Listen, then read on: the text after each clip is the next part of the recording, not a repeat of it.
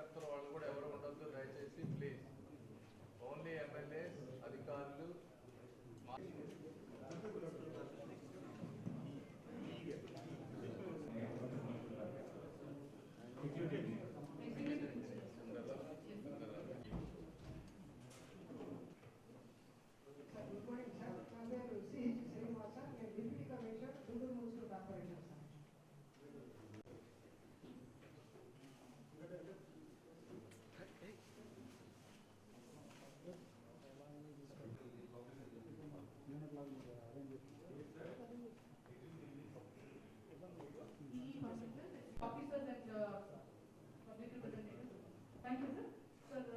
అందరికీ మీడియా మిత్రులందరికీ కూడా కృతజ్ఞతలు. మీరు ఎంత వెయిట్ చేసినందుకు.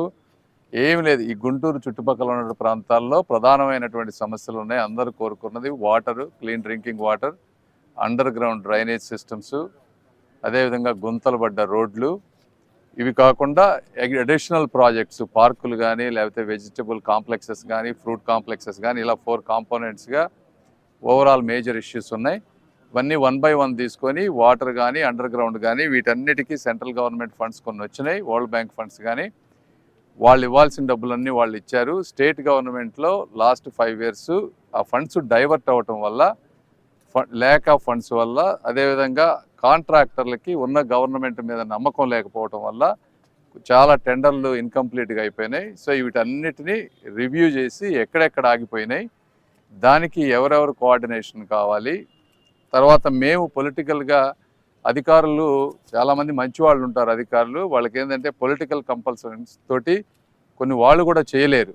వీళ్ళందరికీ మేమేం చెప్పామంటే అధికారులకి పొలిటికల్గా మేము అందరం కూడా ఒక తాటి మీద ఉంటాం. ఏమన్నా ఇష్యూస్ ఉన్నా కూడా అందరూ సమన్వయం చేసుకుందాం. మీరు కూడా అన్ని డిపార్ట్మెంట్లు ఈ సంబంధించినటువంటి ఏ డిపార్ట్మెంట్లో అయితే ఒక పని చేయాలంటే ఇన్వాల్వ్ అందరూ ఒకసారి కూర్చొని ఎవ్రీ మంత్ రివ్యూ పెట్టుకొని ఇష్యూస్ సాల్వ్ చేసుకొని ముందుకెళ్దాము. అదేవిధంగా ఫండ్స్ లేవు ఇప్పుడు. ఏ కార్పొరేషన్లో చూసుకున్నా, ఎక్కడ చూసుకున్నా కూడా స్టేట్ గవర్నమెంట్లో కానీ అన్ని డబ్బులన్నీ ఎంటీ చేసేసారు, చాలా డ్రా చేశారు లాస్ట్ మినిట్లో కూడా. ఈ ఫండ్స్ లేనప్పుడు ఇవి 2-3 సంవత్సరాలు, 4 సంవత్సరాలు కొన్ని ప్రాజెక్టులు, ఇప్పుడు క్లీన్ డ్రింకింగ్ వాటర్ కానీ, అండర్ గ్రౌండ్ డ్రైనేజ్ కానీ, ఇవి 3-4 సంవత్సరాలు ఆగలేవు. ఆగలేనప్పుడు ఏ విధంగా ఆల్టర్నేట్ సోర్సెస్ ఆఫ్ ఫండింగ్ మనం తెచ్చుకోవాలి, వాటికి ఉన్న మెకానిజమ్స్ ఏంటి, బ్రెయిన్ స్టార్మింగ్ చేసుకున్నాం, కొన్ని ఐడియాస్ జనరేట్ చేసాం. కమిషనర్ గారు వాటన్నిటి మీద వర్క్ చేసి ఈ ప్రాజెక్టులకి కొత్త డిపిఆర్లు తయారు చేయటం, లేదంటే ఆల్టర్నేట్ డిపిఆర్లు తయారు చేయటం, అవన్నీ వారు చేస్తారు. అవి కూడా ఒక డిఫైన్డ్ టైం పెట్టుకున్నాం ప్రతిదానికి. 45 నుంచి 60 డేస్లో అవన్నీ వచ్చే విధంగా.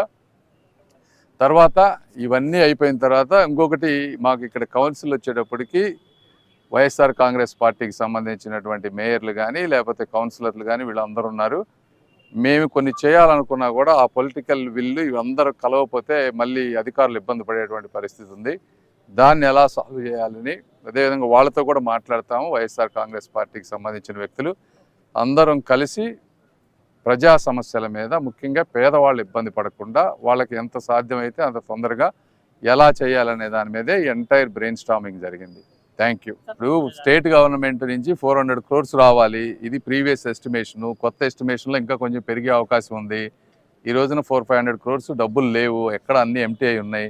వాటికే ఏ విధంగా ఫండ్స్ రైజ్ చేయాలనే వాటి మీద 1, 2, 3, 4 ప్లాన్స్ డిసైడ్ ఆలోచిస్తున్నాం. అవన్నీ ఇప్పుడే చెప్పలేము, వర్క్ చేయాలి వాటి మీద. But action has been started.